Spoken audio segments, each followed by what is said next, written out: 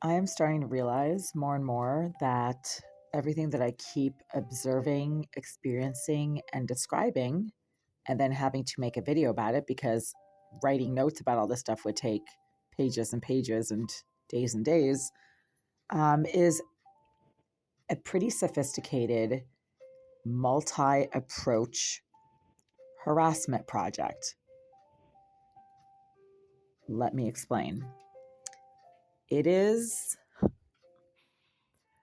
2:45 in the morning on a weeknight, and I am pulling a very late night at work because there have been constant malfunctions with the electronic platform that I need to use in order to accomplish certain critical tasks for my employer. And I am sitting here this late because I am unable to fix and or bypass the malfunctions that are suddenly occurring on the platforms that I need to use to get my work done. And the malfunctions are not device related. My device is working perfectly well. This is a brand new laptop. I've had it for less than 3 months. YouTube is working, which means that the Wi-Fi is perfectly functional and other apps like YouTube are working perfectly well. Okay. I am listening to some music on YouTube and I'm able to access whatever I need to access on YouTube. There are no issues on YouTube. If I want to like or unlike, see, it's working perfectly well. If I want to stop the music and then start it up again, I can because the Wi-Fi is working. There are no issues with the Wi-Fi. I'm listening to some Snoopy jazz right now. Okay. So this is not a problem with the computer. It's also not a problem with the Wi-Fi. The Wi-Fi is perfectly fine. Okay. See, Wi-Fi is fine. Bluetooth. Let's turn off Bluetooth. We don't need Bluetooth to be on. Maybe that was part of the problem. Um, Bluetooth needs to be turned off. Give me a second here. Okay, Bluetooth is off. And let's see what else was going on here. And the Wi-Fi should be working. I mean, I was just listening to YouTube. So Xfinity Wi-Fi, medium. It's connected. I mean, medium strength. Okay, so there's no issue here. So other programs, apps, and platforms on this computer are working perfectly well, as is the Wi-Fi. I have to do some client documentation. And in order to perform these specific documentation tasks that I need to perform for my employer, I need to access outpatient documentation. Okay, so you click on that, and you're supposed to have a drop-down menu that literally pops up after you click on these options. Well, guess what? Outpatient documentation, the related drop-down or pop-out menu is not working, but it's working perfectly well for all of these other options. Do you see this? Check this out. Look, every single option here has a pop-out menu on the right-hand side that suddenly pops up as soon as I click on that option. Do you see all these options right here? However, I don't need to use any of these tasks, okay? I don't need all of these random other tasks. I don't need Spectrum ABA and all the pop-out menu options that show up when you click on this. What I do need, and it's not working, the one button that I need to use to get this particular documentation task done is not working. It has been disabled, very specifically disabled, and it is the only button out of that entire list that doesn't work. So once again, and I'm not showing any client information here, so this is fine. All of this list of tasks right here, documentation related tasks, out of this entire list, the only one that I need to use to get this one task done that I need to perform today is the only one of these menu options that I need to use to get my work done today is outpatient documentation. And guess what? That is the only option out of this very long list where the pop-out menu is disabled. It's not working. See this? Look. But then when I click on this, wow, look at all this. And when I click on this, wow, look at that pop-out menu. And then when I click on this option, wow, look at all this pop-out menu stuff. And then all of this. See? This is very creepy, actually, because somebody is deliberately remotely disabling the one single option that I need to use out of all of these options in order to get my work done today. That is the one that has been remotely disabled, and it is the only one that does not have a pop-out menu that suddenly pops out on the right-hand toolbar here as soon as I click on it. Everything else is working fine. So again, this is a hack. This is a hack. I just cleared the cache in Chrome.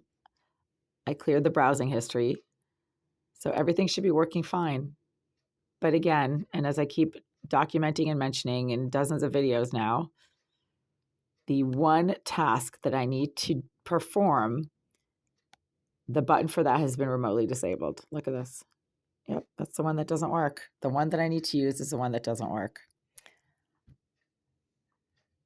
So there's somebody here in this building that has been using a directed energy device to electronically assault me over the last 3 hours. It started happening shortly after midnight.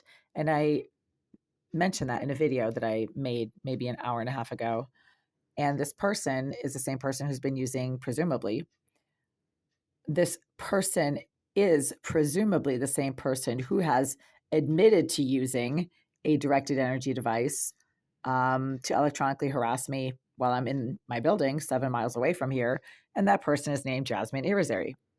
I don't know if the person using the directed energy device this evening is Jasmine Irizarry and one of her fellow BLM activists, the same set of BLM activist associates that have been sponsored and housed in large numbers by Mr. Aleseyev, the property manager of the Greenville Group, who run and operate the building complex where I've been living since 2011.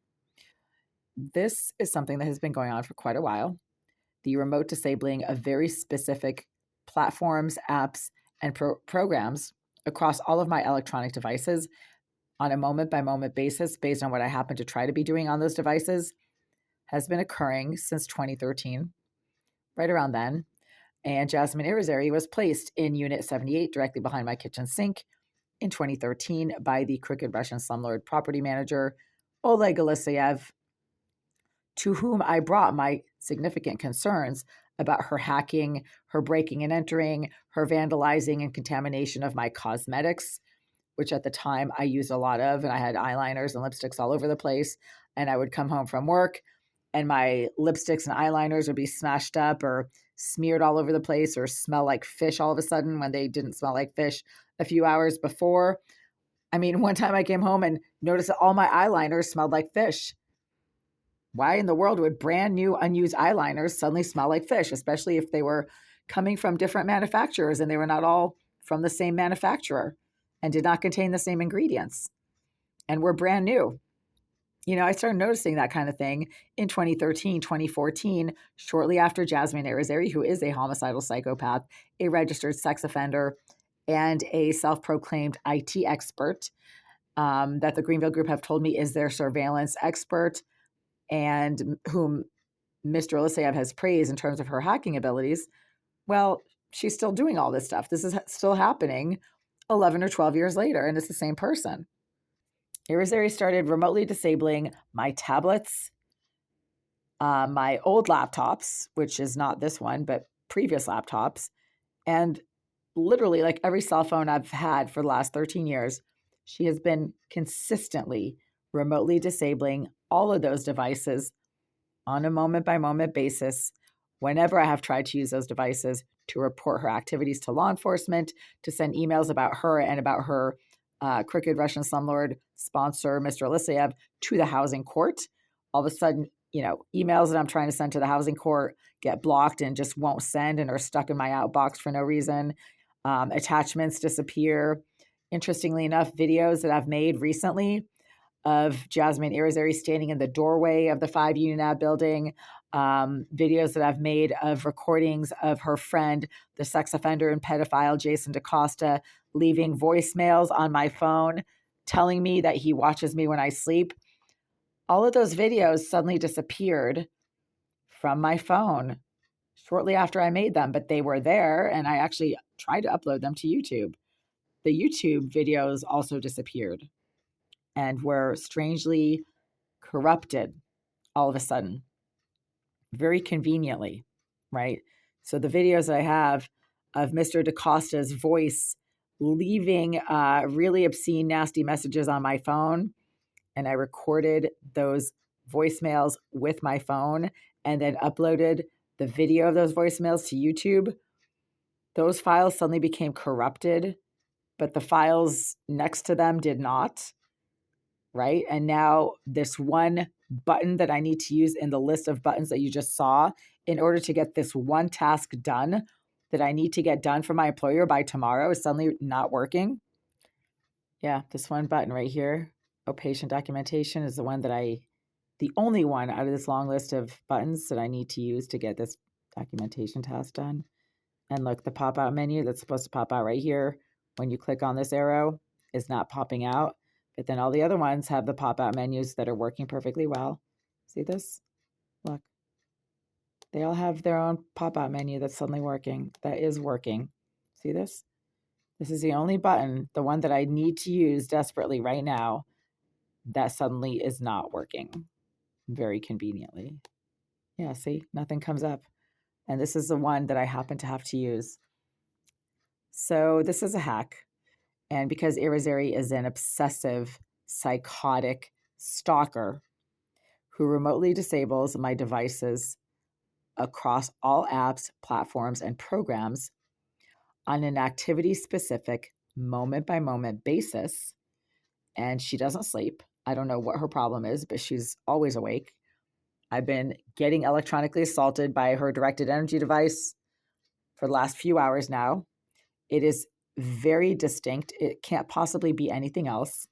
She herself has admitted in multiple written comments that she is getting paid a lot of money to use a directed energy device on my person, and her friend and property manager, Oleg Alexeyev, who reportedly is providing her with free rent in exchange for her harassment activities, has praised and bragged about her hacking abilities and talents on multiple occasions over the last 6 or 7 years.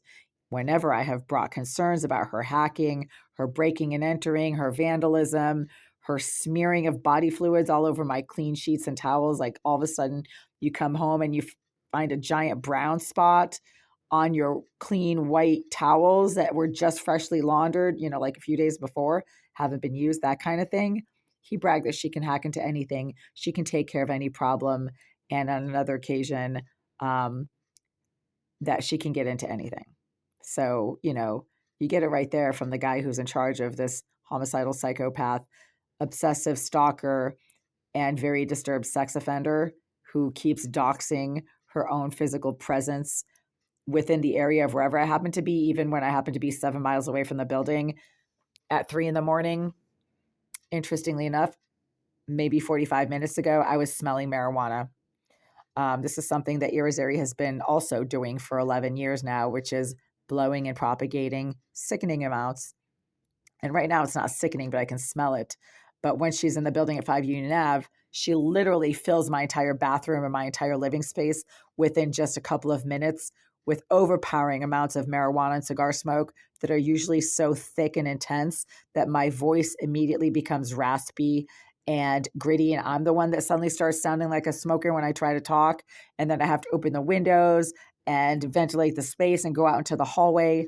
This is not happening now, but I am smelling marijuana and was smelling marijuana pretty strongly over 45 minutes ago, which means that somewhere near the vent system to this office space, somebody is smoking marijuana.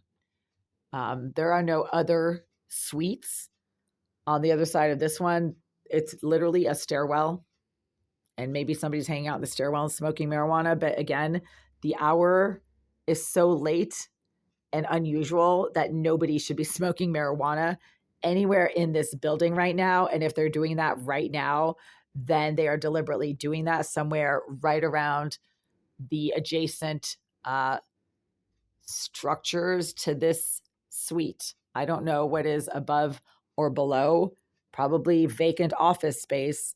And Irizarry and her BLM activistic associates have demonstrated the ability to pick locks and to engage in keyless entry methods. I mean, picking locks is like hot wiring a car. It's basically, career criminal skill 101, picking a lock, hot wiring a car, that kind of thing. And they do it very well and they do it very quickly.